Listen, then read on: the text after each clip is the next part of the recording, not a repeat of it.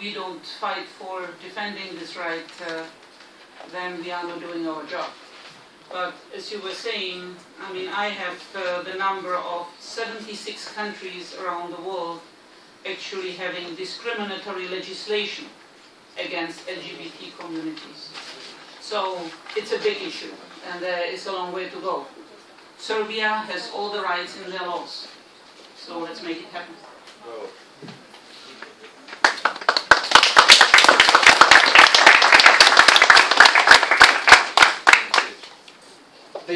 That comment and the response was, I think, a very good point, and that is that people focus on money, and strictly money when it comes to support and resources for organizations like Pride, Netleveries, and the other ones that have come up in this conversation. But I'm not sure there's enough discussion about other kinds of value, which actually can be measured economically. You know, the volunteer hours that go into producing something like Pride, the people that pour their energy, their time, you know, saying time is money. I'm not sure if that translates, but you know, there are different ways of valuing the resources that go into an organization and different ways of providing those resources. And sometimes it takes creative thinking to be able to find ways to make those resources flow. I don't know if I have a question, but the comment just sort of signaled to me that you know, when you talk about money, it can be easy to be fairly cynical about it.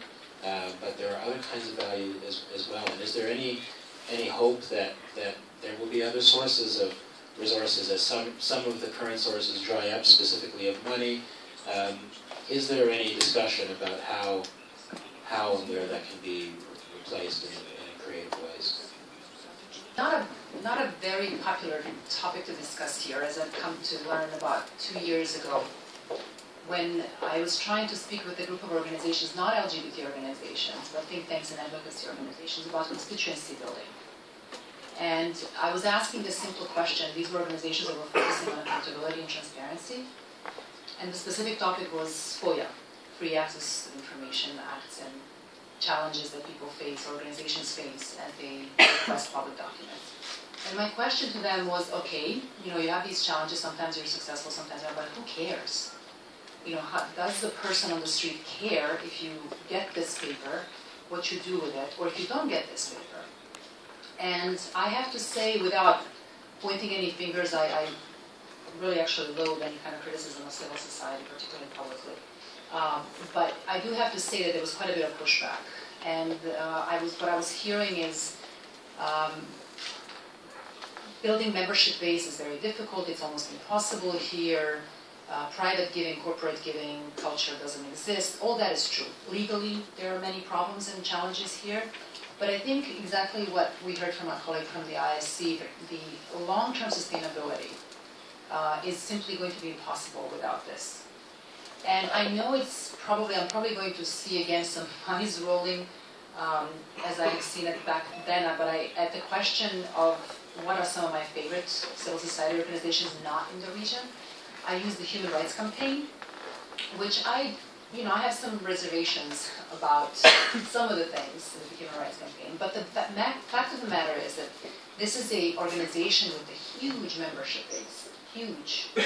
And this is a membership base that is very giving and very generous with their support. Now, this is the United States of America, where there's quite a bit of giving culture, there's quite a bit of tax incentive to give, monetarily in particular. But that being said, we should not forget that the types of issues that the Human Rights Campaign is dealing with were hugely unpopular just 20, 30 years ago in the United States. So we're not talking about an organization that deals with issues that have been, how would I say, dealt with for 100 years. This is a fairly new phenomenon, still fairly unpopular issue in many places. And they continue, even though now a lot of, I would dare say that the LGBT issues have been quite mainstreamed into American culture and American everyday discourse. At the same time, what an organization as a Human Rights Campaign continues to deal with are still very contentious issues of marriage equality and others, equal pay, for example, and others. So, but they do have this huge, like I said, membership base. And so I'm not sure that I have a question, that I have an answer. What I do always say, and I said it back at that discussion, is that as donors, we have a responsibility to help organizations to address this issue and develop strategies of how to deal with this. Because building a membership base is a huge job. So we cannot, for example, tell an organization you have to build membership base and constituency, but not give them the resources to dedicate a person or several persons to do this. Because to build membership means that you have to call your donors or your volunteers, you have to maintain your private donor or volunteer bases. This is a huge job. It requires at least one person, full-time person, or more. And I think it's unfair for us to always talk about this constituency building and long-term sustainability without really doing the prep work for that in long term.